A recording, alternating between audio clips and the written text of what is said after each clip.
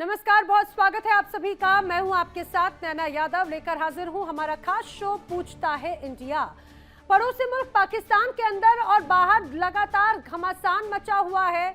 Middle east में जंग क्या छिड़ी, पाकिस्तान की तो लाइफलाइन ही रुक गई। तेल सप्लाई रुकने से हाहाकार मच गया, देश भर में पाबंदियां लागू हो गई, लेकिन सेना पर तो जैसे कोई फर्क ही नहीं पड़ रहा। खबरों के अनुसार तो आसिम मुनीर ने शहबाज सरकार के से और भी ज्यादा फंड देने की मांग की है। जी हाँ, समझिए, यहाँ पर एक तरफ खाने को नहीं है, पेट्रोल डीजल इतना महंगा है, लेकिन आसिम मुनीर शहबाज सरकार पर दबाव बना रहे हैं कि फंड दो। और उधर तालिबान से बढ़ते तनाव को देखते हुए तो पाकिस्तान घुटनों पर आता दिख रहा है। उनसे बातचीत के लिए अपने शांतिदूत काबुल भेजे गए हैं, लेकिन शांति वार्ता का जिम्मा जिन्हें सौंपा गया है, उन्हें सुनकर जब आप उनका नाम जानेंगे, उनका बैकग्राउंड जानेंगे तो हैरान रह जाएंगे। उनका जिम्मा आतंकवादियों को ही सौंपा। इस बड़ी खबर का क्या मतलब है, क्या मायने हैं, बताएंगे आपको। बात करते हैं खाड़ी युद्ध की। खाड़ी युद्ध की वजह से दुनिया पर असर है और ये कहा जाए अमेरिका जैसी बड़ी अर्थव्यवस्था पर भी उसका प्रभाव नजर आता है। लेकिन पाकिस्तान में तो हाहाकार ही मच गया, देश भर में पाबंदियां लगा दी गई अभी से, लेकिन सेना अतिरिक्त फंड की मांग कर रही है। अब सूत्रों किसके हवाले से खबर है कि सीडीएफ आसिम मुनीर ने शहबाज सरकार से अतिरिक्त फंडिंग की मांग की। शहबाज शरीफ के साथ में बाकायदा बैठक की गई और इस बैठक में आसिम मुनीर में मिलिट्री ऑपरेशंस और सुरक्षा चुनौतियों की जानकारी दी है। बताया ये जा रहा है कि पाकिस्तान की सेना टीटीपी और बलोच लड़ाकों के खिलाफ तो ऑपरेशन चला ही रही थी, लेकिन अब उसे तालिबान से भी जंग लड़नी पड़ रही है। उधर दूसरी तरफ पाकिस्तान ने तालिबान से बातचीत के लिए अपने 3 सो कॉल शांति दूतों को भेजा है। और ये शांति दूत कौन है? वो जो आतंकी संगठनों से या आतंकियों से जुड़े हुए हैं, यानी कि आप ये मान के चलिए आतंकियों को ही शांति दूत बनाकर पाकिस्तान ने भेजा है। खबरों के अनुसार फजलुर रहमान खलील, अब्दुल्ला शाह मजहर और कारी साजिद उस्मान, ये वो 3 लोग हैं जिन्हें बातचीत के लिए काबुल भेजा गया। हालांकि आधिकारिक तौर पर पाकिस्तान के विदेश मंत्रालय इसकी पुष्टि करने से बच रहे हैं। वो नहीं चाहते कि दुनिया को पता चले कि उनके शांति दूत एक आतंकी हैं। खबरें हैं कि पाकिस्तान सरकार चाहती है कि तालिबान के जो सुप्रीम लीडर हैं हिबतुल्लाह अखुंज़ादा एक फतवा जारी करें जिसमें पाकिस्तान के खिलाफ आतंकी गतिविधियों पर बैन की बात हो। उधर तालिबान आतंकवादी गतिविधियों को पाकिस्तान का घरेलू मामला बताता है और वो कह रहे हैं कि भाई आप अपनी समस्याओं को खुद निपटाएं, आप इसका ठीकरा हमारे ऊपर ना फोड़ें। आपको पाकिस्तान की आर्थिक तंगी के बारे में हम पहले ही बता चुके हैं। आपको बताते हैं पाकिस्तान के सेना के खर्च के बारे में, जो आधे से ज्यादा हिस्सा बजट का पाकिस्तान की सेना को जाता है। अब जो पाकिस्तान की रिपोर्ट्स हैं उसमें 2025-26 में पाक सेना का खर्च करीब 20% बढ़कर लगभग 2.5 ट्रिलियन करोड़ तक 2.5 ट्रिलियन तक पहुंच चुका है। अब इसके अलावा सरकार ने सप्लीमेंट्री ग्रांट्स के जरिए मिलिट्री ऑपरेशन, सीमा सुरक्षा और बुनियादी ढांचे के लिए अतिरिक्त राशि भी जारी की है। अब बताया जा रहा है कि 16 महीने में पाकिस्तान सरकार ने अतिरिक्त करीब 135 बिलियन रुपए जारी किए। इनमें खैबर पख्तूनख्वा या बलूचिस्तान में मिलिट्री ऑपरेशंस के लिए 60 बिलियन रुपए और सीमा की सुरक्षा के साथ ही नेवल और एयरबेस के विकास के लिए 55 बिलियन रुपए जारी किए गए हैं। जाहिर सी बात है कि एक तरफ पाकिस्तान की जनता परेशान है। क्यों? उन्हें पेट्रोल तक नहीं मिल पा रहा, उन्हें एलपीजी सीएनजी तक नहीं मिल पा रही, उन्हें जो सब्जियों के दाम या आटे दाल चावल के दाम हैं वो उन्हें इतने महंगे मिल रखे हैं। लेकिन दूसरी तरफ जो बजट है, जो पैसा है, वो सेना के माध्यम से आतंकियों को पनाह देने में जा रहा है। सेना के अपने खर्चे तो बदस्तूर हैं, वो लगातार जारी हैं। दूसरी तरफ बार बार सवाल जनता पूछ रही है कि जो तालिबान या जो अफगानिस्तान आप पर लगातार यूं बरस रहा है, उनसे बातचीत के लिए क्या अब आपके पास में आतंकियों के अलावा और कोई रहा नहीं? क्या आसिम मुनीर को अपनी सो कॉल सीडीएफ आसिम मुनीर पर, शहबाज शरीफ को आसिम मुनीर पर बिल्कुल भरोसा नहीं है? क्या वो अब इस काबिल ही नहीं है कि वो शांति लेकर आ पाए? बड़े सवाल है। क्या पाकिस्तान में सेना और सरकार के बीच में अब टकराव शुरू हो चुका है? क्या शाहबाज सरकार सेना के खर्च को नियंत्रित करने में नाकाम साबित हो रही है?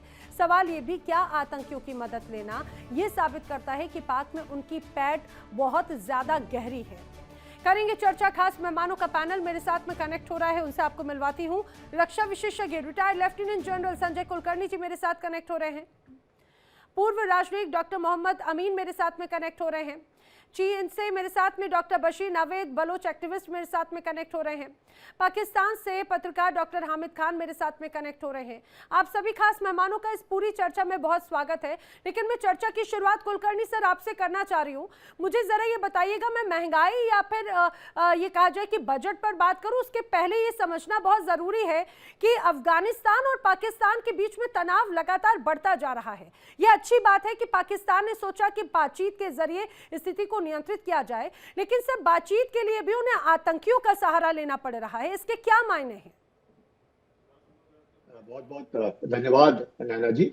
सवाल यह है कि पाकिस्तान ने लगातार अफगानिस्तान को अपना एक बैकयार्ड समझ करके उसके साथ सलूक किया और उसको इस्तेमाल करने की कोशिश की।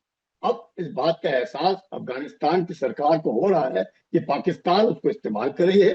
पाकिस्तान अफगानिस्तान के ऊपर हवाई जहाज से हमले कर रही है, ये कह करके कि उनके आतंकी जो है तहरीके तालिबान पाकिस्तान जो पाकिस्तान के सरकार के साथ लड़ रहे, वो कई तालिबान अफगानिस्तान में छुपे हैं, इसलिए उनके ऊपर हमला हो रहा है। अफगानिस्तान में तालिबान ने कई बार पाकिस्तान को बताया है कि तहरीके तालिबान पाकिस्तान आपका ही संगठन है, आप ही के द्वारा खड़ा किया गया है। अगर वो आपके साथ उनकी अनबन है तो वो आपकी जिम्मेवारी है, आपका लेना देना है। हमसे क्यों आप परेशान होकर के हमारे यहाँ पे आप हवाई जहाज से हमले कर रहे हैं? तो इसके बावजूद भी पाकिस्तान सुधर नहीं रहा। पाकिस्तान को तालिबान ने साफ शब्दों में बता दिया है कि अगर आप हमारे बीच दखलंदाजी करेंगे अफगानिस्तान के अंदर तो पाकिस्तान की हालत बहुत खस्ता होगी। वैसे ही पाकिस्तान के ऊपर तहरीके तालिबान पाकिस्तान, खैबर पख्तूनख्वा में Balochistan liberation army, Balochistan liberation front Balochistan में, तो जिस प्रकार से लगातार आप देखते हैं कि जो हमले हो रहे हैं अफगानिस्तान और पाकिस्तान के बीच में, और अब जब अफगानिस्तान की बॉर्डर है पाकिस्तान की बॉर्डर है ईरान के साथ तकरीबन 900 किलोमीटर, तो इस सब को देखते हुए हालत खस्ता है पाकिस्तान की। अब पाकिस्तान को ये नहीं समझ में आ रहा है कि वो ईरान के साथ चले या सऊदी अरेबिया जिसके साथ उसका पैक्ट हुआ है सितंबर 2025 में, और वहां पे जो एक मैं कहूंगा कि इस्लामिक मिलिट्री काउंटर टेररिज्म का जो कोएलिशन खड़ा हुआ है जिसको बोलते हैं, उसके पुरानी चीफ जो है वो वहां पर है, और वो कौन है और कोई नहीं तो राहिल शरीफ, वो वही उनके चीफ है जो वहां पर उनके जो कमांडर चीफ बैठे हुए वो है। तो उनको लेकर के परेशानी पाकिस्तान में है कि वो उन्होंने पैक्ट किया हुआ है, उस पैक्ट के द्वारा जिसको इस्लामिक नाटो बोलते हैं जी, जब भी कोई हमला होगा तो ये पाकिस्तान ने सऊदी अरेबिया की और सऊदी अरेबिया ने पाकिस्तान की मदद कर दी। तो पाकिस्तान एक कैच-22 सिचुएशन में फंसा हुआ है, उसको पता नहीं चल रहा है। और पाकिस्तान के अंदरूनी हालात जिसमें आयतुल्लाह खमेनी जी की उनके देहांत के बाद जिस प्रकार से लगातार पाकिस्तान के अंदर आक्रोश, जिसमें 20 लोग मारे गए हैं और उन्हें अमेरिकन काउंसुलेट में कराची पे हमला किया, तो आप देख ही रहे क्या हो रहा है। तो शिया आबादी पाकिस्तान में भी 20% है और कराची में 30% है। तेल की कीमतें देख लीजिए, 335 रुपए लीटर तो पेट्रोल और डीजल है पाकिस्तान के अंदर। तो हालत खस्ता है और पाकिस्तान को ये नहीं समझ में आ रहा कि अफगानिस्तान इसके जो आप कह रही है वो अपने ही आतंकियों को भेजेंगे सोच करके कि तालिबान आतंकी है। तालिबान आतंकी नहीं है, तालिबान सरकार चला रहा है अफगानिस्तान के अंदर। तो सब जानते हैं पाकिस्तान उसको सोच रहा था कि उसको इस्तेमाल करेगा, स्ट्रेटेजिक डेप्थ लेने की कोशिश करेगा, वो नहीं हुआ है। और अब पाकिस्तान ने जिसको पाला, जो पाल रहे हैं इतने सारे वहां पे सांप, अब वही सांप पाकिस्तान को डसने में खड़े हो गए। इसमें कोई शक नहीं है सर, बार बार यही बात मैं हामिद जी आप ही का रुख करना चाह रही थी। मैं अपने दर्शकों को बता दूं, जहांगीर कल्होरो भी मेरे साथ में कनेक्ट हो चुके हैं, पाकिस्तान से पत्रकार। जहांगीर जी आपका भी बहुत स्वागत है। लेकिन हामिद जी आप बात कुछ कह रहे थे, आप जवाब दीजिएगा, लेकिन यही सवाल मैं आपसे भी करना चाह रही हूँ, ऐसी क्या मजबूरी आन पड़ी कि ये कहा जाए आपके पास में तो कई अधिकारियों की फौज है, लेकिन मौलाना फजलुर रहमान खलील, मौलाना अब्दुल्ला शाह मजहर, मौलाना साजिद उस्मान जैसे लोगों को शांति दूत बनाकर अफगानिस्तान भेजना पड़ा? देखिए नैना जी, बात ये है कि पाकिस्तान हर वो काम कर रहा है जिसके तहत अफगानिस्तान के साथ हमारा अमन बहाल हो। पाकिस्तान नहीं चाहता कि उनके साथ जंग हो, लेकिन हम्म। बदकिस्मती से जो अफगान तालिबान हुकूमत है वो हम्म। इंडिया की आलाकार बन गई है। टीटीपी हम्म। को उन्होंने वहां पे हार्बर किया है और उसके बाद फिर पाकिस्तान के पास कोई चॉइस नहीं रह गई थी माँ सिवाय इसके कि उनका जो है वो खात्मा करे और उनके ऊपर एयर स्ट्राइक भी किया जाए, उनको एक बार सबक सिखाया जाए। दूसरी बात ये है कि देखिए खित्ते के अंदर अभी जो जनरल कुलकर्णी साहब बात कर रहे थे, ये जी। समझने की जरूरत है कि अब पिछले साल के बाद से पाकिस्तान खित्ते के अंदर नेट सिक्योरिटी प्रोवाइडर बन गया है। हम्म। पाकिस्तान वो वाहिद मुल्क है जो इतनी बड़ी खित्ते की जंग को रोकने में अहम तरीन किरदार अदा कर रहा है, कर सकता है। एक तरफ ईरान के सदर जो है वो पाकिस्तान के प्रधानमंत्री से बात करते हैं फोन के ऊपर, और दूसरी तरफ पाकिस्तान के प्रधानमंत्री इस वक्त सऊदी अरब दौरे पे गए हुए हैं। तीसरी तरफ अमेरिका जो है वो भी बैकडोर पाकिस्तान से ही बात करता है कि जी वो अगर इलाके के अंदर जंग की रोकने की कोई बात की जाए, इस युद्ध को खत्म करने की बात की जाए। चौथी बात ये कि चाइना पाकिस्तान का, आपको भी पता है कि किस तरह का रिलेशन है।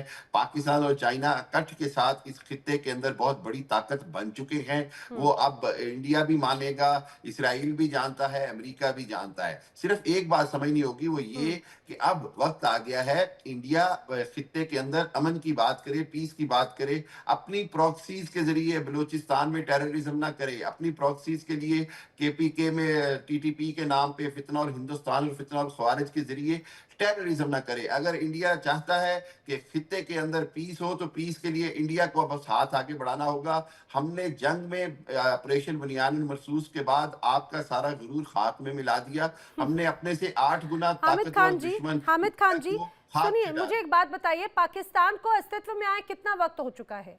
और जब शुरुआत से लेकर अभी तक हिंदुस्तान ने खासतौर से पाकिस्तान पर कितनी बार भरोसा किया है, और हर बार भरोसा करने के बाद में हमें किस तरह से सिर्फ दगा मिला है, किस तरह से सिर्फ पीठ में खंजर घोंपा गया है। भरोसा करने का मैं आपको बता देती हूँ, भरोसा करने के बाद में हमें कभी संसद अटैक मिल जाता है, कभी मुंबई अटैक मिल जाता है, कभी पुलवामा, तो कभी पहलगाम मिल जाता है, और ऐसी लंबी फहरिस्त है। ये कोई एक या दो बार की मौका नहीं है। जिस तरह से आपने बड़ी बड़ी बातें तो यहाँ पर जरूर कही। मैं चाहूंगी डॉक्टर मोहम्मद अमीन को साथ में लेकर आऊं। डॉक्टर मोहम्मद अमीन, आप जरा मुझे बताइएगा, यहाँ पर एक एक करके पाकिस्तान से हमारे जो पैनलिस्ट हैं हामिद खान, उन्होंने कई बड़ी बातें कही कि भाई अमन चैन की बात, उस अमन चैन की बात के लिए आतंकियों पर भरोसा जता रहे हैं बातचीत के लिए। क्या इतनी कमजोर हो चुकी है पाकिस्तान की सेना उनके पास में, या ये कहा जाए कि वो किसी काबिल नहीं है, क्योंकि आतंकियों की जड़ें इतनी मजबूत है, वहां पे जो काम करेंगे आतंकी संगठन करेंगे? ये मुझसे कुछ किया गया? जी जी जी सर जी। नैना जी, मैंने पहले ही आपसे कहा है इस बात को कि लोहा लोहे से ही कटता है।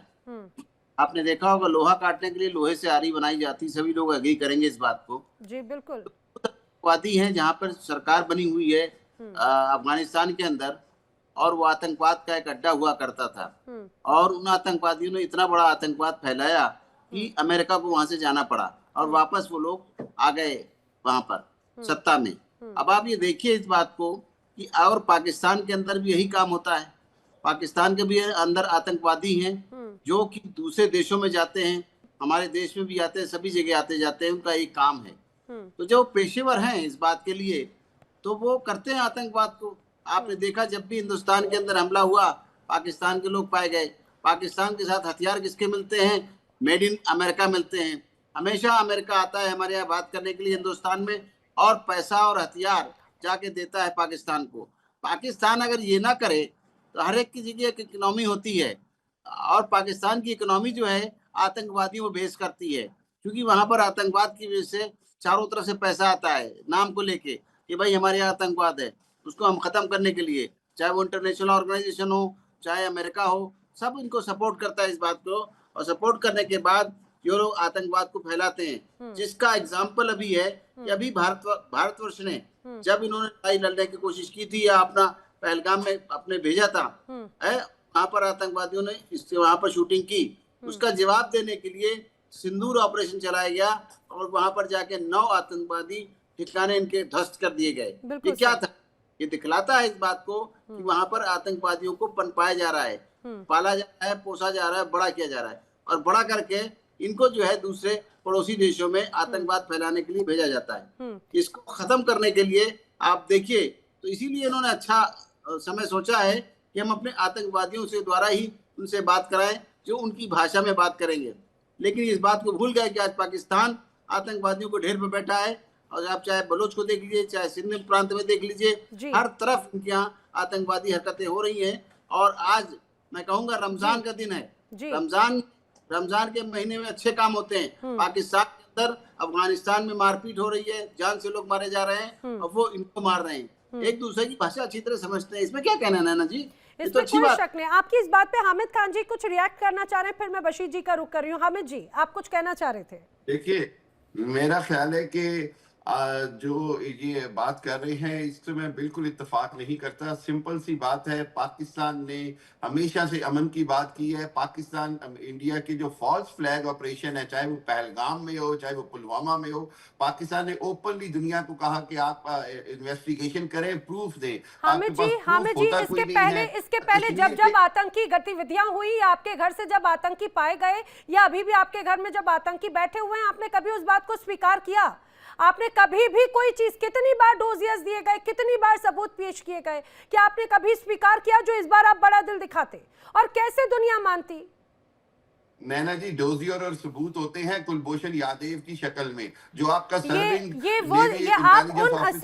है, आप कुलभूषण यादव का अगर जिक्र कर रहे हैं, यानी कि आप आईसीजे, जो आपने सबूत दिया आईसीजे ने ध्वस्त कर दिए, उन्हें कहा बताया प्रोपेगेंडा। यहाँ पर आपकी बात का जवाब दे रहे हैं सर जी, आमीन जी। मैं इनसे बात पूछना चाहता हूँ। जी जी जी, बोलिए बोलिए। पाकिस्तान एक मुस्लिम कंट्री अपने को कहता है, मुसलमान लोग वहाँ रहते हैं। मुझे जवाब ये दीजिए कि रमजान के महीने में आपने क्यों ऑपरेशन शुरू किया अफगानिस्तान के अंदर, जिसका जवाब आपको अफगानिस्तान ने दिया। आपको गलतफहमी ये है कि हिंदुस्तान करा रहा है प्रॉक्सी वार, जो आपने अभी कहा अपने ओपनिंग रिमार्क में। आप इसको करेक्ट करें। आप लोग गलत है अपनी जगह, आप लोग गलत दबाते हैं पड़ोसियों को। उसका रिएक्शन अफगानिस्तान ने दिया है और आपको ये अपना काम जवाब देता हूँ। आज की डेट में रमजान में 1 से 10 नेकियां मिलती हैं और आप एक मौत कर रहे हैं, एक आदमी को जान से मार रहे हैं, एक को बेरोजगार कर रहे हैं, एक के घरों को बर्बाद कर रहे हैं। उसकी कितनी नेकियां आपको मिलेंगी? बताइए। देखिए, ये जंग पाकिस्तान, ये जंग उन लोगों के खिलाफ कर रहा है जो पाकिस्तान के मासूम शहरियों को शहीद करते हैं, जो पाकिस्तान की सिक्योरिटी फोर्सेस के खिलाफ अटैक करते हैं। ये टीटीपी वाले वो हैं जो इंडिया के स्पॉन्सर हैं और इंडिया का जो सारा कुछ वो ला के वहां पर दहशतगर्दी करते हैं। पाकिस्तान जो है वो सिर्फ दहशतगर्दों के खिलाफ ऑपरेशन कर रहा है और रमजान के अंदर दहशतगर्दों के खिलाफ ऑपरेशन करना जो है वो इंतहाई जरूरी था। और मैं समझता हूँ कि ये ज्यादा बाइस सवाब है, क्योंकि हामिद खान जी, आपके यहाँ जो भी कोई ऐसी गतिविधियां होती हैं तो आप ये कह देते हैं कि भाई वो प्रॉक्सीज हैं, वो स्पॉन्सर्ड हैं, मासूम लोगों की जान जा रही है, बाकी सारी जान जा रही है। अरे आपकी धरती पर अपनों को आप लोग गोलियों से भून देते हैं। और बशीर जी इस बात का ज्यादा बेहतर जवाब दे पाएंगे। बशीर जी, आखिर मासूम लोगों की जान जाना किसे कहते हैं, जरा ये बताइए। बलूचिस्तान, खैबर पख्तूनख्वा, पीओके की ऐसी तमाम बड़ी पाकिस्तान की ह्यूमन राइट की तमाम रिपोर्ट्स हैं। हामिद जी को जरा तस्वीर दिखाइए कि आखिर आम जन कौन है जो मर रहा है पाकिस्तान में। Thank you very much. और बात ये कि मेरा नाम बशीर नहीं बसीर है। अच्छा, ये थोड़ा सा डिफरेंस है। जी जी। नहीं, कोई बात नहीं। आप ये पाकिस्तान में भी लोग इसी तरह गलती करते हैं, तो बसीर कहिएगा। दूसरी बात ये है कि अभी अमीन साहब ने, डॉक्टर अमीन है शायद इनका नाम, इन्होंने कहा कि ये जो है बलूचिस्तान वगैरह में आतंकवाद, तो मैं बता दूं कि ये बलोची जो लड़ाई लड़ रहे हैं ये आतंकवाद नहीं है, ये फ्रीडम फाइटर हैं और अपने राइट्स के लिए लड़ रहे हैं, जो उनके साथ 78 ईयर्स से जारी है। देखिए इंडिया डेली 24/7 अब आपकी स्मार्ट टीवी पर। इंडिया डेली मौजूद है सभी डिजिटल प्लेटफॉर्म पर लाइव और लगातार। इंडिया डेली 24/7 हर दिन राष्ट्र को समर्पित।